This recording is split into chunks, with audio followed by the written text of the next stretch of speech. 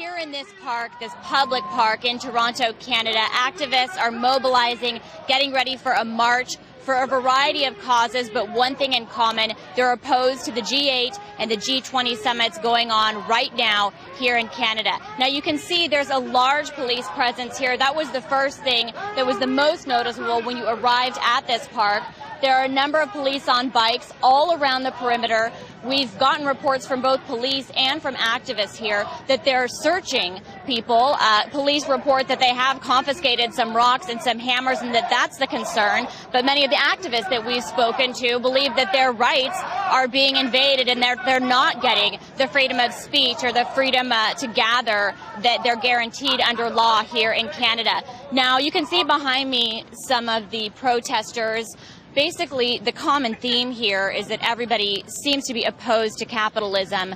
Many have different ideas about where they would take that or what they would replace it with. There's a group that are for socialism right behind me. And what you find out here is that though everybody seems to oppose the G8 and the G20, people are rallying for a number of different causes, whether it's women's rights or whether it's gay rights or migrant rights. They all feel like they're not acknowledged by the group of world leaders and economic leaders who are meeting to set policy which they believe their interests aren't reflected in. They believe that these politicians are setting policy based on only a few elite, including corporations, including the rich, and that their interests are really not represented. Now, they're gathering here, they're getting ready for a march through the streets. The actual convention center where the G20 summit will take place beginning tomorrow is actually several blocks from here. Now, we don't know whether they're marching down to the fence yet. None of the activists will share that information yet, either because they're not quite sure if they're going to get there or they're not quite sure where this is all going to go.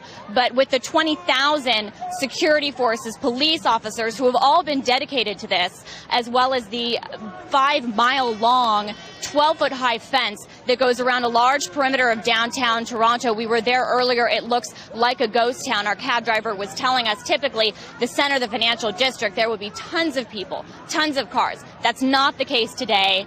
But clearly these people want their voices heard. They want their message to get to these leaders who are meeting for the G8 and the G20. And where it goes from there still remains to be seen. Will they take it to the fence? So far, no big conflict has happened there yet between protesters and authorities, but some believe that that may come tonight, and there's large rallies planned tomorrow when the actual summit starts as well. RT here in Toronto, Canada, I'm Lauren Lister.